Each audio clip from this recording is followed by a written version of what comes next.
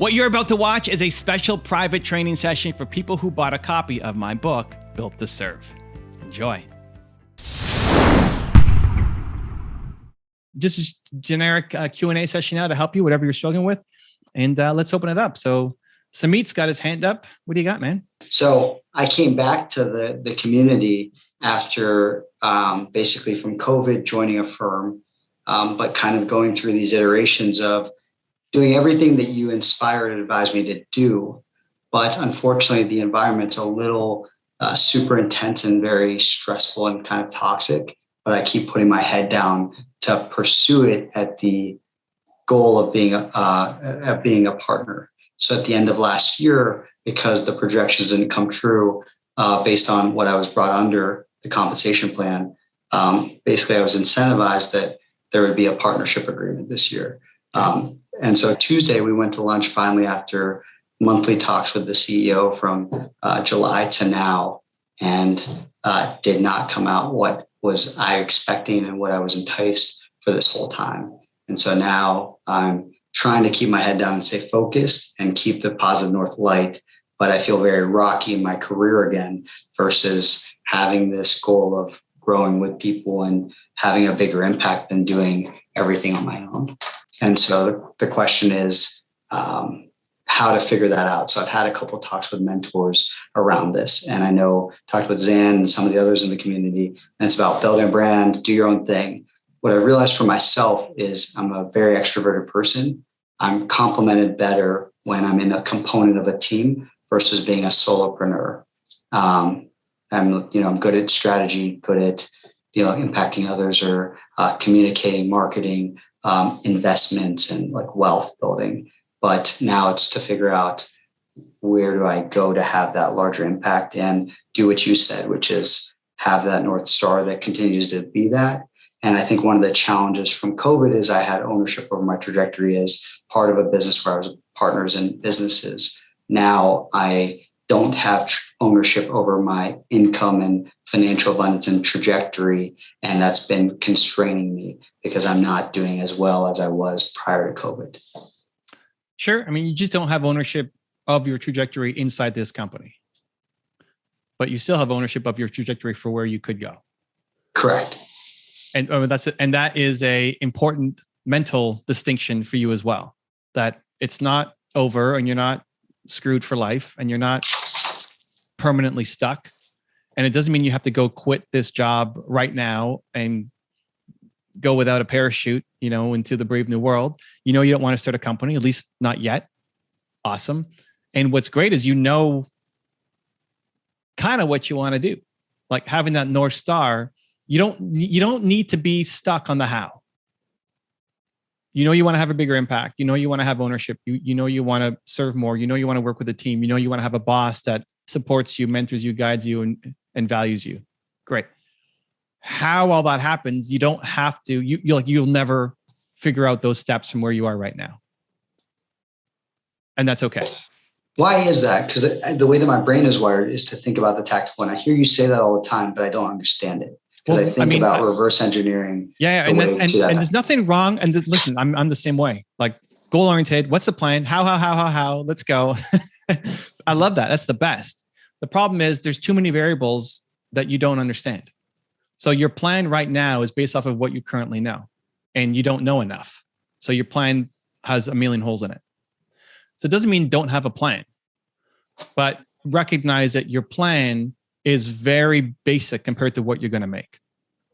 And this is why there's a problem, or at least I have a problem, I think, with 5 or 10 year goals, because you just don't know. Like go back to Samit from 10 years ago, whatever plan, like you've been goal oriented and plan oriented, most of your adult life probably. So if you go back, look at you from 5 years ago or 10 years ago, Samit in 2015, making his plan for 2022, you're not here. Because 2015 Samit has just different information.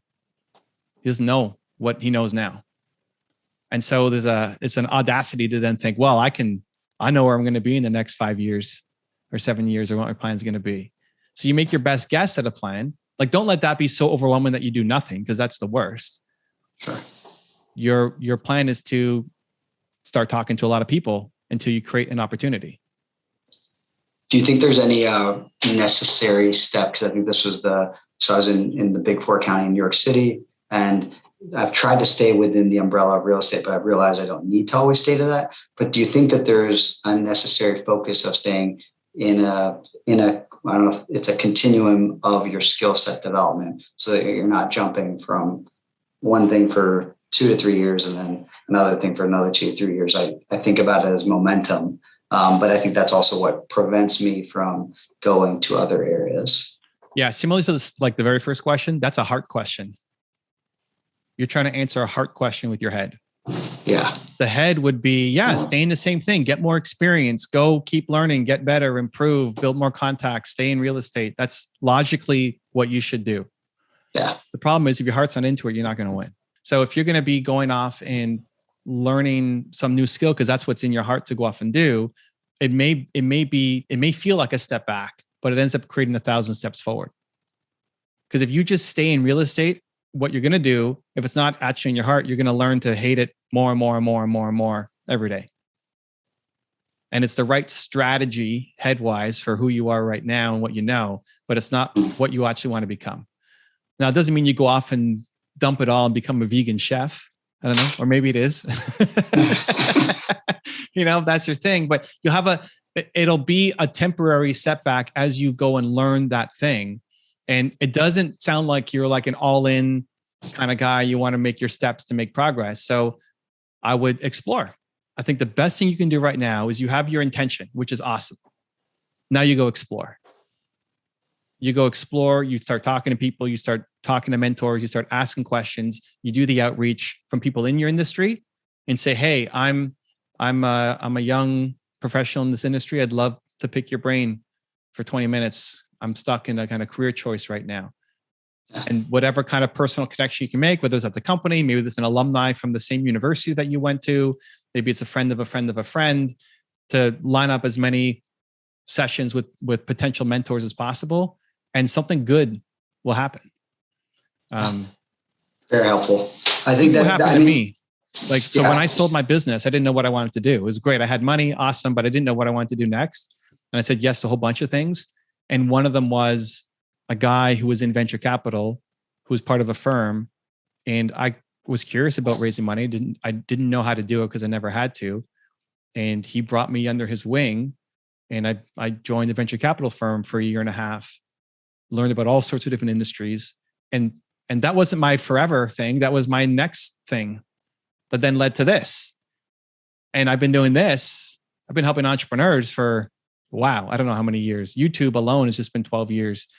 But that being said, like if I stopped liking videos, I would just walk away from YouTube. Next. Because you'll never win doing work that you hate. I've done that. Like my website was the thing that was making me a lot of money. I used to have my website was off my name. We had 100-something thousand pages of content, making money every day from advertising and partnerships and brand deals and all that stuff. And it started to feel more like a job. And I just didn't like it. And I was really enjoying video, making YouTube. So I overnight shut down my website, put up a picture to say, working on it, coming soon. And now you can't find any of that old content on the site. And for me, it's a much more vibe thing. Like logically, it doesn't make any sense. But it works out because when you follow your heart, great things happen. Now I'm here. If I stuck doing the website, I would hate my life. I appreciate that. I don't want to take up too much time. So very helpful. I think I am much more logic driven when I look at like evaluation. So I have a lot of heart, but I tend to make these type of bigger decisions with logic. So trying to, even though you say follow your heart, it's a little bit challenging for me to make that switch. It's the only thing that matters though for this. Like this is the ultimate skill to learn for big decisions like this. It doesn't mean like the concern then becomes, well, we get too emotional and then I just do whatever comes into my head and blah, blah, blah. No, you're never going to be that guy. You're never going to be reckless. Yeah. But for imagine if you're getting married, you better love her. As opposed to, well, logically, like it makes sense. I think it's probably both of those, right? Have low but it better be a lot have more low on the love. expectations. It needs plus- no. It better be a lot more on the love than on the logic. Yeah. Like you see a lot of the guys who have been married for a while, like, oh my gosh, I hope he gets this, like touching your face. I'm not married yet, so that's one of the reasons. Well, but like this is a skill set to start to trust your heart, which you need. You need both. There are some people who only listen to the heart and are like doing all sorts of crazy things and never stay consistent on anything and never listen to the head, never stay focused, never gets. That's not you. You're the opposite. Yeah. So you need to tap into heart more, and it'll make you a more successful business person, human. How? Husband. I know you don't like to focus on that. How do you tap into the heart? Is like, I guess, the last question. When you feel something come through you, when you get an idea, your next step is when you get an idea, go do something on it. The 2% rule. Yeah, the 2% rule, 2% difference, right?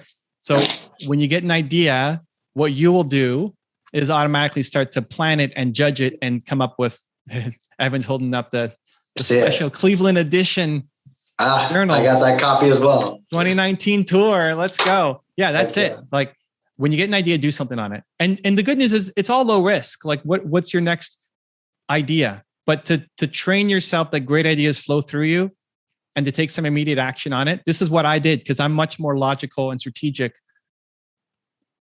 I was like you, and I had to train myself to do more heart first. Big decisions with your heart. Because if you go into your next career or your next relationship just doing logic first, you're always going to be unhappy. I appreciate that. Thank you, Evan. I'll report back on how that goes. Cool, man. Keep us posted. Chris in the house. What do we got, man? So I'm looking at like this whole like the fast 5 part. Start reaching out to people. The amazing content 10-pack, everything else. I guess my question is for the kind of search that I would be looking for. I'm looking for the 40 plus male that is dealing with the quote unquote dad bod issue and stuff like that and wanting to get himself into better shape. Mm-hmm. And then I'm probably going to look at Instagram because even though us people in our later 20s like myself still go to Facebook, I think most of the people that are looking for fitness are on Instagram. Everyone bitches about politics on Facebook. I don't got time for that. So go to Instagram to do that, right?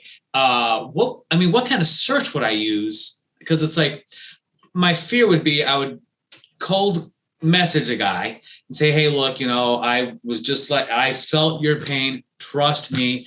I was 267, 270 some odd pounds, 2 blood pressure pills, blah, blah, blah, blah, blah. I was where you were at. These are the life changes I made. I'd love to help you. I almost feel like I might insult a guy going, what, are you calling me fat or something like that? It's like, no, I'm not calling you out on any of this. I'm trying to help you overcome a challenge that you're facing. Cool. Yeah. So great question. The concept from Built to Serve is the fast passive freedom, where you're creating a little bit of content for your page, and then it's mostly based on outreach, messaging people to offer to help. And It's the fastest way to be able to grow your business, but it's one that a lot of people don't like to use because it risks rejection and people ignoring you or not understanding you. And, a lot of times people don't like doing kind of the outreach and the sales. For you, I would actually look at 2 options. I would look at Instagram. I think it's smart. I think Instagram is going to be your best bet. Okay. Maybe Discord, but really?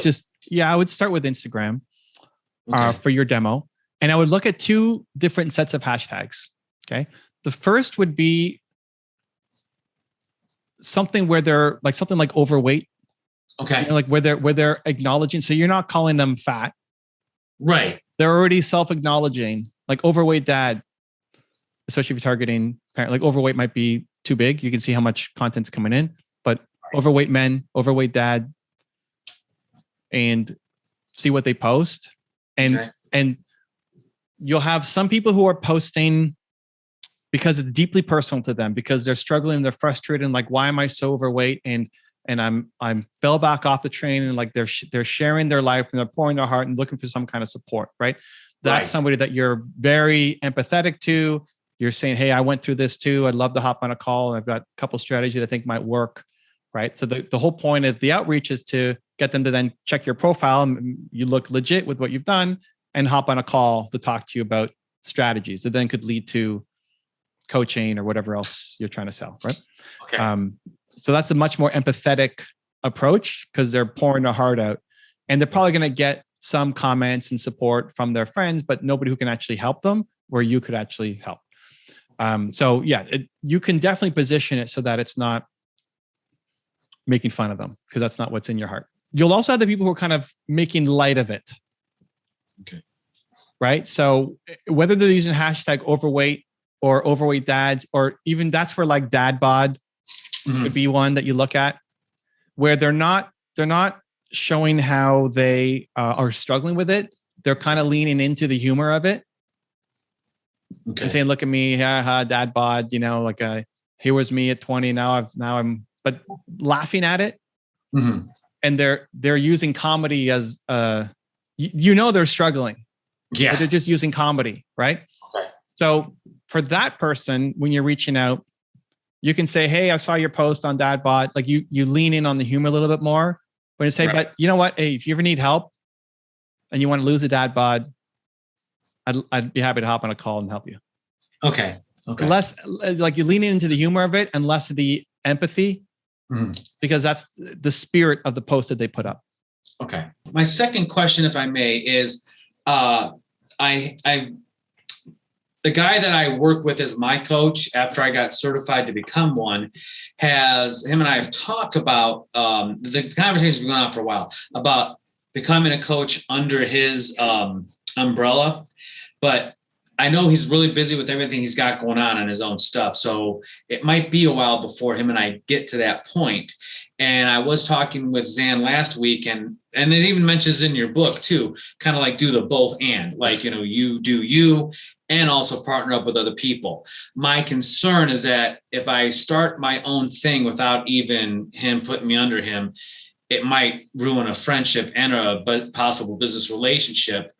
Is there a way to just reach out to him and go, hey, I'm thinking of branching out, at least starting to build a clientele, which will give me the job experience, plus I can work alongside you. But the things I've learned from him, I don't want to like sell off as my own because, well, even if there's not a copyright to it, it's just dishonest. Do you know what I'm saying? Yeah. Honest conversation. Yeah. Okay. Is he in your city? Can you go see him face to face or he's across the country somewhere else? Lives in North Carolina and I'm in the sunny tropical paradise of Cleveland, Ohio. Got it. Samit's happy with the Cleveland. Yeah, that's a Zoom call then, like video. Okay. That's not something you handle over email. Okay. And what he needs to see is that he needs to feel your heart. And so even if you kind of stumble on the words and what you're trying to say, the fact that you care about him and what he has taught you, and that your intention is not to just steal his stuff and go do your own thing. Okay. But you're also looking at like what kind of a relationship. This is almost the same as like, Samit, when we started this conversation off, he wants something more than what he's getting. Okay. At his company. And so in Samit's case, it was a no. It was like, no, we can't do that. Okay. So ultimately Samit needs to leave and go find something else, for him to be happy. Like if he's still in the same spot in 5 years, that's a problem. 5 months. Okay. As long as we're making progress, but 5 years is a problem. Sure. For you, maybe there's something new that could be created. Like maybe he sees a bigger spark in you that could lead to a unique kind of relationship that you're not just fitting into his typical mold of what everybody else would be as a trainer, right? Maybe he wants you to go and help train his trainers or create some new division or like, you never know until you bring it up. Okay. So, and I think that has to be done ideally face to face, but again, if you're not flying over there, but Zoom at least, so you can see you and feel your heart and you stumble over the words, but he understands better than like just a well-crafted, perfect email that's a little Heartless. that could be taken the wrong way because you inject your own tone sometimes in a text or an email that wasn't there from the author. Yeah. I mean, if it's a big deal, it may even be worth flying over there. Right. I mean, how much is a flight to wherever? Like, if It's only an 8-hour drive. I could drive out there, but sure. But like, it's the, there's two things there. It's like the extra benefit of spending the time face to face with them, but also the amount of effort that you put in to make that happen also speaks to, I'm like, I really value this, that I would drive 8 hours to come and see you. Right. Shows how much you actually care about this. And it's not just a throwaway conversation. Okay. Gotcha. You know? All right. Sounds good. Thank you. Cool. If you want to get a copy of Built to Serve and join us live for our next training with me to ask your questions, you can go get the book right there next to me, right there. I'll see you there. I'll see you to get the book. It's a good one. Much love.